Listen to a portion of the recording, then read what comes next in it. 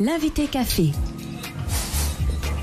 L'invité café, le tourisme en Guyane, bilan et perspectives. Nous en parlons ce matin avec le président du comité du tourisme de la Guyane, Alex Madeleine. Bonjour Alex Madeleine. Bonjour Charlie Torres, bonjour Madame Betts, bonjour Monsieur Cataillé et bonjour à toutes les auditrices et auditeurs et téléspectateurs et auditrices de Guyane la première. Voilà, tout le monde est servi. Alors, la Guyane avant tout une destination business, selon une étude menée sur les 3 dernières années par le pôle expertise touristique et qualité du CTG. Destination business, est-ce qu'il y a vraiment matière à satisfaction dans cette conclusion pour vous ? Je dirais oui, il y a matière à satisfaction. C'est un bilan d'étape sur les 3 dernières années. Je rappelle que pour mémoire, c'est la collectivité régionale de l'époque avec les élus donc en plénière qui ont validé le principe de doter le comité du tourisme d'une enveloppe exceptionnelle pour que le comité mette en place donc cet observatoire. Et c'est à l'issue donc de la création de cet observatoire que les membres du conseil ont validé le principe de faire appel à un prestataire, notamment Calistat, pour pouvoir mener une enquête sur la typologie des passagers, donc des touristes arrivant en Guyane. Alors, vous passez à côté de la question. Je ne passe pas à côté de la question, c'est juste pour rappeler le contexte. D'accord. Alors aujourd'hui, je suis effectivement favorable et satisfait donc des résultats de cette enquête pour la simple bonne raison, c'est que pour la première fois, on atteint donc le chiffre la barre de 110 000 touristes en Guyane. Ça c'est bien, oui, mais la Guyane, une région où l'on vient plus pour travailler que pour s'amuser, se détendre, voir du pays. Est-ce que cela peut véritablement suffire au bonheur du président du CTG que vous êtes ? Est-ce que vous percevez les sous-entendus qu'il y a derrière ? Mais je perçois les sous-entendus, bien évidemment, mais je voudrais juste également vous rappeler, Charlie Torres, que... c'est vrai, 51% de touristes professionnels. Et cela voudrait dire que nous n'avons pas eu d'impact 19% seulement de touristes d'agrément. Oui, mais on n'a pas eu d'impact connu, il me semble, de mémoire, par rapport aux mouvements sociaux de l'année dernière, de mars et avril.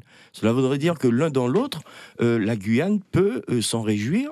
Maintenant, c'est vrai qu'il faudra poursuivre ce travail, l'intensifier, et c'est la mission donc du comité du tourisme de faire la promotion de la destination vers d'autres destinations. Véronique Betts. Alors, cette étude, on en a parlé sur notre antenne en début de semaine, avec la réaction des opérateurs qui était assez mitigée. Ils ont trouvé que c'était un peu enfoncer des portes ouvertes et qu'il y avait beaucoup de manques. Vous dites commander une deuxième étude. Est-ce qu'au final, c'est pas beaucoup d'argent pour pas grand-chose ? Alors, je ne dis pas qu'il faille commander une deuxième étude. Là, c'était une enquête. Cela veut dire qu'aujourd'hui, ces professionnels qui disent les propos que vous tenez, je suis vraiment surpris parce que ces professionnels siègent au sein du conseil d'administration du comité du tourisme et sincèrement, ça me laisse perplexe. Cela voudrait dire que cette enquête qui a été donc diligentée par le CTG à l'époque, les professionnels y siégeaient. Maintenant, je dis que nous avons... Mais il y a des manques, mais c'est tout à fait normal. C'est là où l'enquête, il va falloir l'orienter, mieux diriger en fonction des doléances de chacun pour que nous puissions donc atteindre nos objectifs. C'est le but. Aujourd'hui, on a une enquête qui révèle favoritisme aux professionnels, d'accord ?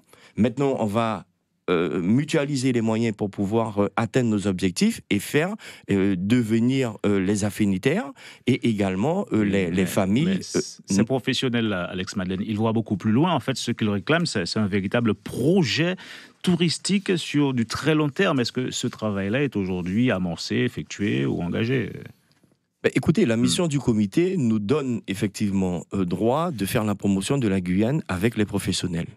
Ça consiste à quoi ? Ça consiste à se rendre davantage à des salons, à des foires, maintenir effectivement le cap.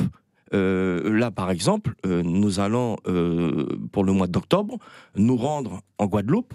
Pourquoi ? Parce qu'il y a une association donc, dont la présidente que j'ai rencontrée récemment au comité, Madame Gott, originaire donc de la Guyane, qui organisera donc une manifestation. Et l'objectif, c'est quoi ? C'est que nous puissions créer la Maison de la Guyane en Guadeloupe. Cela veut dire que la Guadeloupe, c'est 3700 Guyanais en Guadeloupe. Et donc, il y a de quoi faire. Nous allons poursuivre et mutualiser donc nos efforts avec les professionnels qui veulent effectivement s'investir. Quel est l'intérêt de votre présence à ces salons que vous citez? C'est pour en tirer des enseignements, des leçons et... D'une part, en tirer éventuellement locale. Oui, et puis mieux faire connaître la Guyane. Je vous rappelle que, et vous n'êtes pas censé le savoir, que la Guyane aujourd'hui, on a des a priori de la Guyane, des préjugés, et ce qui coûte cher à cette visibilité de la Guyane, notamment dans l'Hexagone. Ces perpétuels préjugés qui continuent à nous savonner le plancher, on va dire. Alors, de moins en moins aujourd'hui. De moins en moins, puisqu'on l'a vu lors de la foire de Paris, on a quand même eu un vif succès, on a eu quand même des lauréats qui sont sortis de terre, et ma foi, aujourd'hui, on entend parler un peu plus de la Guyane. Mais ce travail, il faut continuer à le faire. Et c'est ensemble que nous allons donc y arriver. C'est pas l'affaire uniquement du CTG, c'est l'affaire de tous les citoyens. Tout le monde doit mettre la main à la pâte, on l'a compris. La présence, justement, de notre présence dans chaque salon qu'on participe, est-ce que vous pensez que c'est ce qui fait qu'aujourd'hui qu'on a atteint les 110 000 touristes en Guyane? Alors je ne dirais pas qu'il y a que notre participation. Cela veut dire qu'aujourd'hui, le travail que les collaborateurs du comité du tourisme font paye aujourd'hui, associé donc aux professionnels. Cela veut dire que lorsque nous faisons des voyages de presse, des éductours, de manière à mieux faire connaître et découvrir nos richesses sur le territoire, c'est un travail qui effectivement demande un retour. Et on l'a vu lors des enquêtes, le répéteur.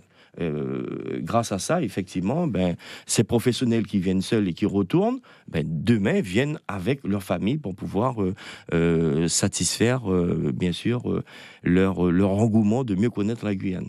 Alors Alex Madeleine, qui dit touriste, dit avion, puisque jusqu'à preuve du contraire, pas grand monde ne vient en bateau chez nous.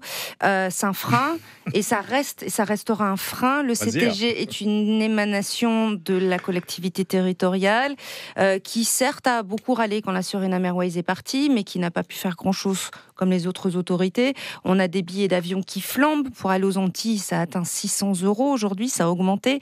Les billets d'avion pour les grandes vacances, pour l'Hexagone, dépassent bien souvent les 1 000 €, voire 1 200 € par personne. Comment voulez-vous attirer des touristes avec des prix prohibitifs et un manque de destination? Alors je vous voyais venir, Madame Betts. Pour la simple et bonne raison, c'est que, vous savez, la CTG n'a que 2 ans et demi d'existence. La CTG est au cœur des problématiques, c'est vrai, qui peuvent surgir à n'importe quel moment sur le territoire. Mais la CTG, même aujourd'hui, ne peut pas avoir un poids majeur face aux opérateurs. Sauf que la CTG ne peut pas résoudre toutes les problématiques. Aujourd'hui, il faut que chacun prenne ses responsabilités. Je prends le cas, vous l'avez évoqué, de la Suriname Airways. La Suriname Airways, c'est une compagnie privée. Le Suriname, c'est un pays qui est indépendant, et vous savez pertinemment qu'il y a des normes. Donc on a rien à faire. Je n'ai pas dit ça. Sauf que, c'est vrai, je me suis donc préoccupé de cette problématique, et j'ai même fait sortir un communiqué où je m'associais avec les partenaires, les professionnels du secteur, pour leur dire que je suis à leur côté. Et ce que nous avons fait, c'est que j'ai sollicité une audience auprès donc de la présidente par intérim de la compagnie Suriname Airways, Judith Redmond. On s'est rendu à Paramaribo il y a une quinzaine de jours. En ce moment, nous discutons, il y a des réunions avec les responsables d'agences de voyage en Guyane qui ont fait des propositions qui sont récentes. Les propositions, on a eu des retours de la compagnie qui ne sont pas satisfaisantes.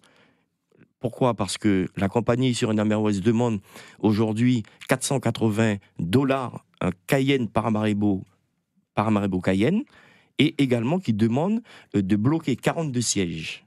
Cela veut dire qu'aujourd'hui, ce n'est pas ce qui avait été négocié, traité, discuté avec les dirigeants de la Suriname Airways. Okay. J'ai un prochain rendez-vous téléphonique avec la présidente, vendredi à 15h30, pour pouvoir donc éclairer cette situation. Okay. La Suriname Airways en attente, la norvégienne, compagnie low cost, c'est confirmé pour novembre prochain? Alors, la compagnie norvégienne, c'est confirmé, puisqu'il y a un document officiel qui est sorti. où la tour de contrôle, je remercie les agents donc de la tour de contrôle qui ont pu donc ouvrir un peu plus tard, effectivement, ce qui permettra donc à cette compagnie de venir et de se rendre en Guyane. Et pour tout vous dire, j'ai également reçu un mail hier du responsable de la compagnie Norwegian Airlines Amérique du Nord qui me demande donc de mettre les moyens avec eux pour faire des voyages de presse et des éductours pour pouvoir mieux connaître la destination. Un bon point pour le tourisme. C'est un bon point pour le tourisme, sauf que bon, je rappelle que la mission du CTG, c'est bien sûr de faire venir et d'attirer des touristes, mais il faut quand même penser à tout le monde en sachant que bon, nos Guyanais vont bien sûr partir vers l'extérieur et pourront bénéficier de prix attractifs. France-Pérou, quel pronostic ? France-Pérou, je dirais 2-1 pour la France. Merci Alex Madeleine d'avoir répondu à C'est ma moi qui question. vous remercie. L'invité café.